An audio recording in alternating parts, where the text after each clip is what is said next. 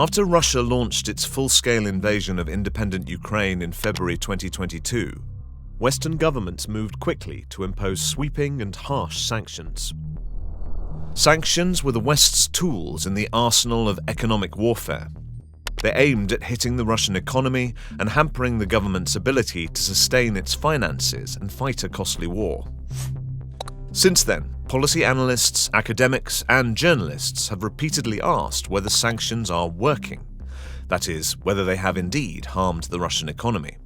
This is an important question, especially since the Russian economy has been doing much better than many analysts expected. Answering it requires understanding the complex evolution of the Russian economy since the onset of the war. During a war, a country's economy is fundamentally transformed. Some changes occur as a result of sanctions, but others go much farther. Public and private economic activity, as well as trade and investment patterns, change dramatically as flows of goods and money are redirected. Governments change how they spend money as they mobilize resources to pay for troops, new weapons, and artillery, as well as for payments to wounded soldiers and to families of those who are killed. This video explains the main features of Russia's war economy.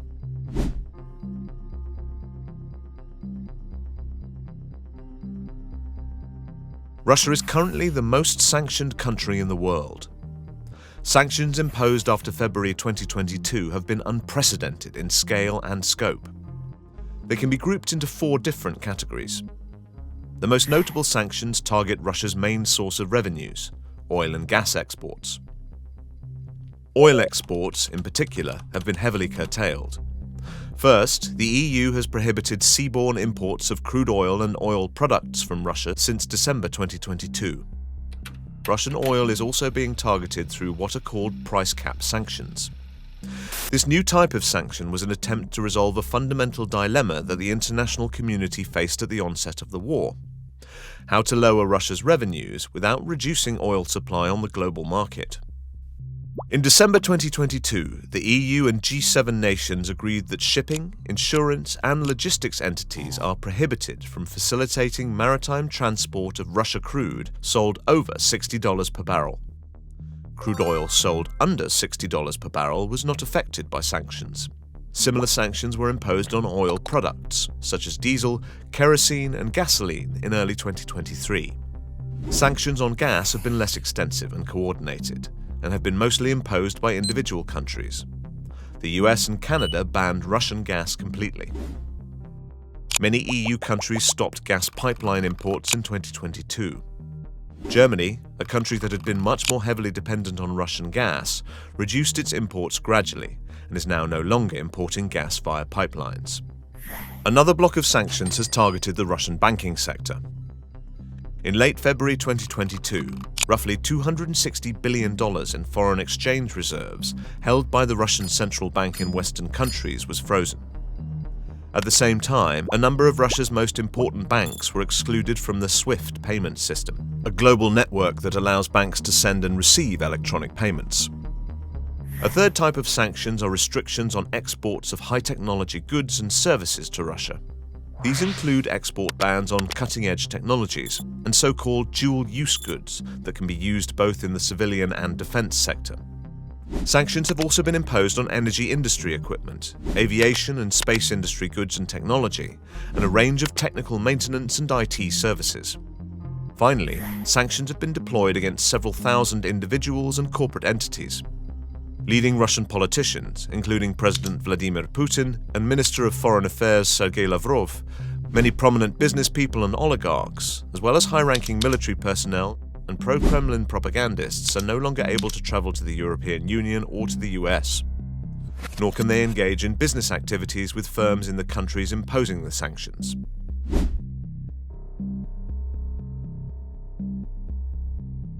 How have these sanctions affected the Russian economy? Even though the Russian economy has done much better than expected during the last 2 years, these sanctions continue to have a significant negative effect. Oil and gas sanctions affect the Russian economy most directly through government revenues and spending. If we only consider government revenues in nominal terms, they seem to have increased since the beginning of war. However, if we consider government revenues in relative terms, that is, as a percentage of GDP, they are in fact decreasing. In 2023, federal revenue as a percentage of GDP was roughly as low as during the 3 years after 2014, when global commodity prices were significantly lower than they are now. Similarly, the shares of oil and gas revenues in GDP and in overall federal revenues have been in decline since 2022. To finance the war despite dwindling revenues, the Russian government has changed how it spends money at home. Not surprisingly, the Russian government is spending more on national defense and less on things like roads, hospitals, and education. That is, on social policy and policies to foster economic development. Between 2021 and 2024, Russia more than doubled defense spending. The financial sanctions have made it difficult, though not impossible, for the Russian government to borrow funds on international financial markets. For new loans, Russian firms now largely rely on ruble-denominated loans issued by domestic banks. This means that Russian firms are increasingly isolated from global financial markets. This is problematic because domestic loans come with high interest rates.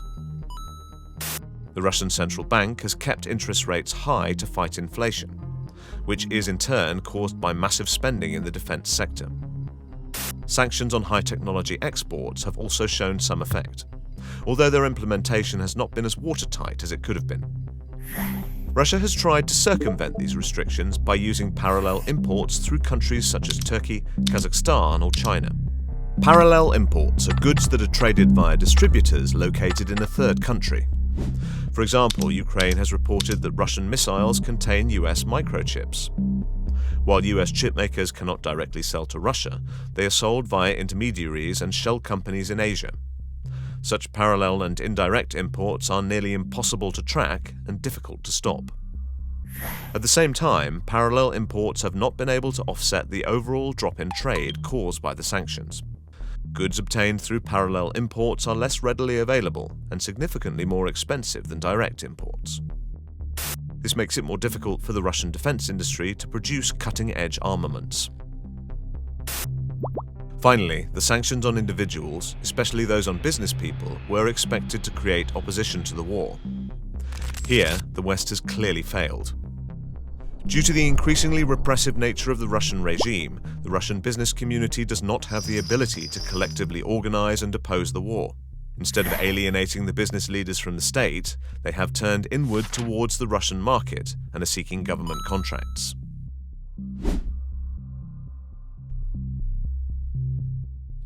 After the introduction of harsh sanctions against Russia in late February and early March 2022, most experts predicted a decline of the Russian economy by -10% to -15% in 2022. Instead, Russia's economy declined only by -1.2% in 2022 and grew by 3.6% in 2023. Let us explain Russia's surprising resilience in the face of sanctions. One key reason for Russia's resilience have been persistently high global commodity prices, particularly with regards to oil. The Urals crude oil price, the benchmark price for Russian exported oil, peaked at $98 per barrel in May 2022, the highest price since 2014. The price has fallen since then, but on average, prices for Russian oil have still remained much higher since 2022 than before, due to strong global demand, OPEC production cuts, and uncertainty caused by the war. Issues related to the implementation, enforcement, and the reach of the sanctions have also played an important role. Russia has been able to build up a shadow fleet of oil tankers to help reroute its energy exports to new markets, most importantly to India and China. The shadow fleet consists of mostly older ships that transport oil under flags of countries that have not joined the West's sanction regime. Many of these ships lack full insurance. A further set of reasons why Russia has weathered sanctions relates to a number of policies that the Putin government had been pursuing long before the war. One long-standing aim was to improve relations with Asian countries, in particular with China.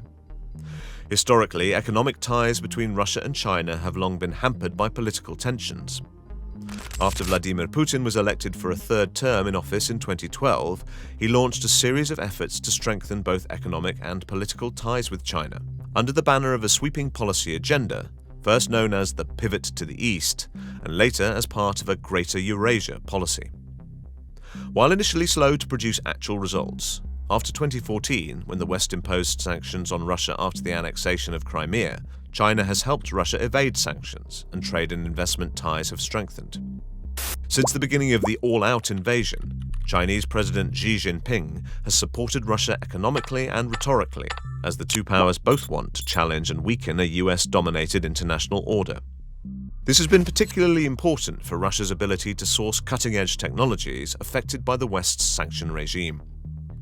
A further long-term aspect of Russian economic policy relates to the high level of macroeconomic expertise in the Russian Central Bank and Economic Ministry. Alexei Kudrin and Elvira Nabiullina, former finance minister and current central bank governor, in particular, are widely respected as competent economic advisors. Key policy initiatives that Kudrin and Nabiullina have advocated for since 2000 are a conservative monetary policy and the build-up of reserves in the National Wealth Fund. This rainy day fund stored and invested the surplus revenues from Russia's natural resource revenues. The expertise and skills of Russia's economic policy team has proven an extremely important asset since the beginning of the full-scale invasion. Rapid and competent intervention by the central bank in early 2022 prevented a financial meltdown and set the foundation for the country's longer-term economic resilience. The National Wealth Fund proved to be a critical asset when Russia needed to cushion its national budget after February 2022. While the size of the fund is considerable, it has been declining since the start of the full-scale invasion. Finally, there are sectors of the Russian economy that have benefited from the war and sanctions. Russian agriculture, for example, is booming, partly in response to the fact that Ukraine has not been able to deliver as much grain to global markets due to wartime destruction. Russian fertilizer production and exports have also grown, taking advantage of domestic energy subsidies. Fertilizer exports to the EU doubled between 2020 and 2024. Yet other sectors of the Russian economy have profited from the exodus of Western firms. So, what can we expect for the future of Russia's economy? How long will Russia be able to finance its costly war in Ukraine? Will its economy be strong enough to withstand continued sanctions from the West? And what are the long-term consequences of the sanctions and the war for Russia's economy? Russia's immediate ability to continue fighting depends on three factors in particular. 1. Support from China and other countries not aligned with the West. And 2. The development of global commodity prices. And 3. The long-term structural effects of the war on Russia's economy. Whether or not Russia can count on long-term strategic and economic support from China will be critical. Until now, China has been hesitant to openly support Russia with armaments.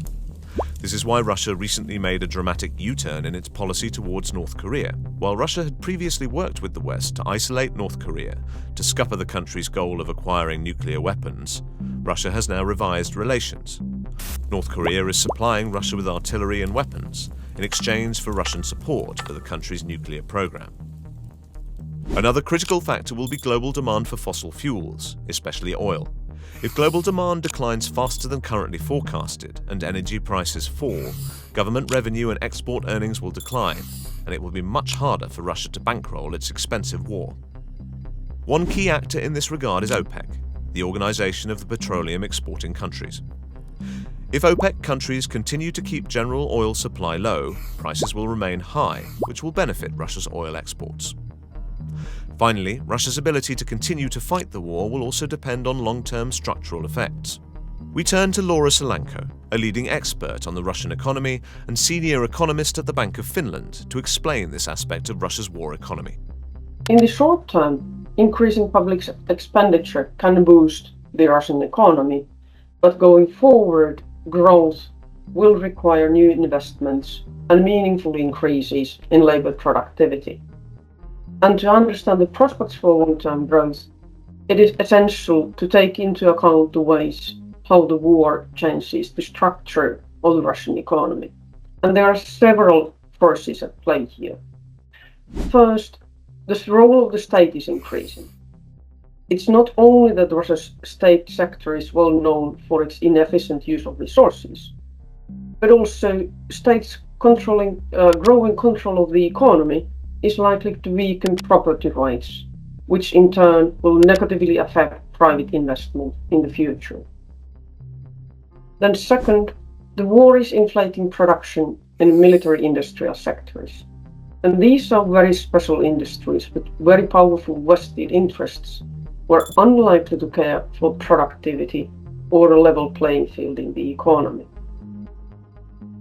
Further, and very importantly, sanctions and the increasing repression limit access to cutting-edge technology and new innovations for Russian corporations. This pushes up production costs and further limits the potential for productivity increases in the future. And finally, due to demographic trends, aging of the population, brain drain, and the current economic boom, Russia already suffers from labor shortage. Many highly skilled specialists have left the country, and fears of new round of mobilization may hold back immigration of lower skilled workers.